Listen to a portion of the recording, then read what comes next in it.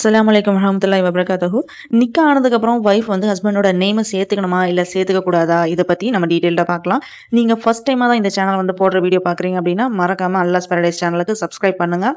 இந்த மாதிரி பண்ணுறதுக்கு இஸ்லாமில் வந்து அக்செப்டடா இல்லையா அதை பற்றி எதுவுமே தெரியாமல் அப்பாவோட பேரை ரிமூவ் பண்ணிட்டு ரொம்ப பெருமையாக ட்ரெண்டிங்கு அப்படின்னு நினச்சிட்டு ஹஸ்பண்டோட நேமை வந்து வச்சுக்கிறாங்க. அவங்க இந்த மாதிரி அப்பாவோட நேமை மாற்றிட்டு ஹஸ்பண்ட் நேமை வந்து சேஞ்ச் பண்ணது மட்டும் இல்லாமல் மற்றவங்களையும் வந்து மாற்றுங்க அப்படின்னு சொல்லிட்டு இருக்காங்க. நிறைய பேரை நீங்கள் வந்து பார்க்கலாம், மேரேஜ் ஆனதுக்கப்புறம் ஹஸ்பண்டோட பேரை வந்து அவங்களோட நேமுக்கு பின்னாடி சேர்த்துப்பாங்க. அது இப்போ ரொம்ப ரொம்ப ட்ரெண்டிங்காக வந்து போயிட்டு இருக்கு. ஆனால் அந்த மாதிரி ஒன்று செய்யறதுக்கு நம்ம மார்க்கத்தில் வந்து வழி காட்டல. அது மட்டும் இல்லாமல் இதை வந்து பேன் பண்ணியிருக்காங்க. பொதுவாக ஹஸ்பண்ட் அண்ட் ஒய்ஃப்க்கு எந்த பிளட் ரிலேஷனுமே இல்லை. அதுவும் இல்லாமல் ஹஸ்பண்ட் சொல்ற உறவு வந்து தற்காலிகமானது தான், நிரந்தரமான உறவுலாம் ஒன்றும் இல்லை. ஏன்னா இன்னைக்கு நிறைய பேர் வந்து ஹஸ்பண்ட்னால தலாக் சொல்லிட்டு இருக்காங்க. ரீசெண்டாக ஒரு நியூஸ்ல வந்து நான் பார்த்தேன், கல்யாணமாகி 28 நாள்லேயே வந்து தலாக் கொடுத்துருக்காங்க. காரணம் என்னன்னு பார்த்தீங்கன்னா கோல்டு வந்து கம்மியாக போட்டுட்டாங்க அப்படின்னு. இந்த தலாக்குக்கு மெயின் பர்சன் யாருன்னு பார்த்தீங்கன்னா அந்த மாப்பிள்ளை பையனோட அம்மாவும் அக்காவும் தான். ஆனால் நான் படித்த நியூஸில் பார்த்தீங்கன்னா அப்படியே ஆப்போசிட்டாக இருந்துச்சு. எக்கச்சக்கமாக இந்த மாதிரி நியூஸ் வந்துட்டே தான் இருக்குது. இப்போ மேரேஜ் ஆனதுக்கப்புறம் நீங்கள் என்ன பண்ணுறீங்க, நேமை வந்து சேஞ்ச் பண்ணி ஹஸ்பண்ட் நேமை ஜாயின் பண்ணி எல்லா ப்ரூஃப்லையும் வந்து அப்டேட் பண்ணியிருந்தா என்னத்துக்காகிறது நிலைமை. நம்ம நபிகள் நாயகம் ஸல்லல்லாஹு அலைஹி வஸல்லம் வந்து ஃபாலோ பண்ணுறதா இருந்தால் நம்ம டவுரி வாங்கக்கூடாது. மகர் வந்து பையன் தான் வந்து கொடுத்து மேரேஜ் பண்ணிக்கணும். நான் கொஞ்சம் பிள்ளை சொன்ன நியூஸ் மாதிரி இருக்கிறவங்க சேஞ்ச் பண்ணியிருக்க மாட்டாங்கன்னு தான் நினைக்கிறேன். இன்கேஸ் அப்பா நேமை ரிமூவ் பண்ணிட்டு ஹஸ்பண்ட் நேமை வந்து ஆட் பண்ணியிருந்தா ரொம்ப ரொம்ப கஷ்டம். நம்ம தேவையில்லாமல் ஆட் பண்ணும்போது அலைஞ்சிருப்போம் ஹஸ்பண்ட் கூட. அப்போ ஹஸ்பண்ட் அண்ட் ஒய்ஃப் வந்து புதுசுனால ஒய்ஃப் சொல்றது எல்லாமே ஹஸ்பண்ட் வந்து கேட்பாங்க. ஒன்ஸ் 2 பேரும் பிரிஞ்சுட்டாங்க, டைவர்ஸ் ஆயிட்டாங்க அப்படின்னா இந்த பொண்ணு தான் வந்து எல்லா பக்கமுமே அலையணும். ஏன்னா ஹஸ்பண்ட் வந்து தலாக் கொடுத்துட்டாருன்னு பார்த்தீங்கன்னா இந்த பொண்ணு தான் எல்லா பக்கமும் அலைஞ்சு ப்ரூஃப்ல வந்து இருக்கிற நேமை வந்து ரிமூவ் பண்ணணும். இது தேவையில்லாத வேலை தான். தலாக் சொல்ற ஒரு சிச்சுவேஷன் ஒன்று இருக்கு. வேற ஒரு சிச்சுவேஷன் என்னன்னு பார்த்தீங்கன்னா அந்த பொண்ணோட ஹஸ்பண்ட் வந்து இறந்து போயிடலாம், இல்லைன்னா அந்த பொண்ணு வந்து வேற யாரையாவது வந்து மேரேஜ் பண்ணிக்கலாம்.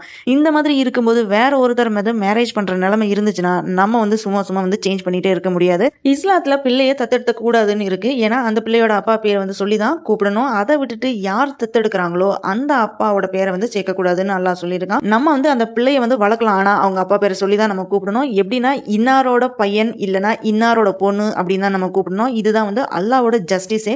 ஹதீஸ்லயும் நம்ம பார்க்கலாம், கதீஜா ரலியல்லாஹு அன்ஹா, ஆயிஷா ரலியல்லாஹு அன்ஹா அப்படி ஆரம்பிச்சு நபிகள் நாயகம் ஸல்லல்லாஹு அலைஹி வஸல்லம் அவரோட எல்லா ஒய்ஃபும் அவங்கவங்க அப்பா பேர் தான் எல்லாத்துக்குமே தெரியும். அஸ்மா பின் உமைஸ் ரலியல்லாஹு அன்ஹா வந்து அவங்கள ஃபர்ஸ்ட் ஜப்பார் ரலியல்லாஹு அன்ஹா தான் மேரேஜ் பண்ணியிருந்தாங்க. அதுக்கப்புறம் அபூபக்கர் ரலியல்லாஹு அன்ஹா மேரேஜ் பண்ணாங்க.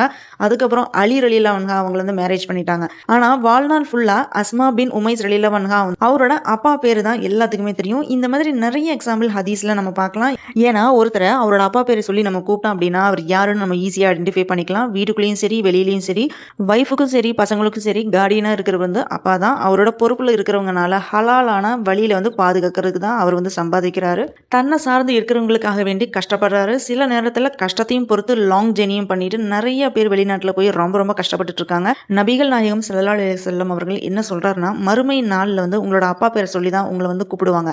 அதனால உங்களோட பேரை வந்து அழகா வச்சுக்கோங்க அப்படின்னு வந்து சொல்லியிருக்காரு. இந்த ஹதீஸ் முஸ்னத் அகமதுல வந்து இருக்கு. இந்த மாதிரி நிறைய காரணம் இருக்கிறதுனால தான் அப்பா பேரை சொல்லி கூப்பிடணும் அப்படின்னு இஸ்லாம்ல வந்து சொல்றாங்க. பேருக்கு பின்னாடி அப்பாவோட பேரை மாத்திட்டு ஹஸ்பண்டோட பேரை சேர்த்துக்கிறது, அப்படி இல்லைன்னா ஹஸ்பண்டோட குடும்ப பேரை சேர்த்துக்கிறது அப்படிலாம் இஸ்லாத்துல அந்த மாதிரி கிடையவே கிடையாது. இஸ்லாத்துல இதெல்லாமே வந்து பேன் பண்ணியிருக்காங்க. நான் ஏன் இங்க பேன்ங்கிற வேர்டு யூஸ் பண்ணியிருக்கேன் அப்படின்னு பார்த்தீங்கன்னா இஸ்லாத்துல தடை பண்ணியிருக்காங்க. நிறைய பேருக்கு சொன்னா அது புரியாது. அதனால தான் நான் இங்க வந்து பேன் அந்த மாதிரி ஒரு வேர்டு வந்து யூஸ் பண்ணியிருக்கேன். நான் மட்டும் இல்ல, நிறைய பேர் வந்து சொல்லிட்டு தான் இருக்காங்க. அவங்களுக்கு வந்து புரியுதா இல்லையா அப்படின்றது எதுவுமே தெரியல. இல்லை சொல்றவங்க சொல்லட்டும், நம்ம கண்டுக்காம நம்ம வேலையை பார்ப்போம் அப்படின்னு நினைக்கிறாங்களா என்னன்னு தெரியல. தந்தை அல்லாத ஒருவரை வந்து அவர் தான் வந்து என்னோட தந்தைன்னு சொல்றவங்க வந்து அல்லாவுக்கு நன்றி கெட்டவன் ஆயிடுவான். அது மட்டும் இல்லாம வம்சாவளி தொடர்பு இல்லாத ஒரு குழந்தைய சேர்த்தவன் நான் தான் அப்படின்னு சொல்றவனும் அவனோட லொகேஷன் எல்லாமே எதுன்னு பார்த்தீங்கன்னா நரகம் தான் அப்படின்னு வந்து சொல்லியிருக்காரு. சஹீஹ் புகாரி 3508 இருக்கு. நான் சொன்னது உங்களுக்கு புரியல அப்படின்னா நீங்க புகாரில வந்து கிளியரா பார்த்து தெரிஞ்சுக்கோங்க. இந்த தப்பை பண்ணாதீங்க, நரகம் போயிடாது கூடாது. நம்ம எல்லாருமே வந்து சொர்க்கம் தான் நம்ம போகணும்.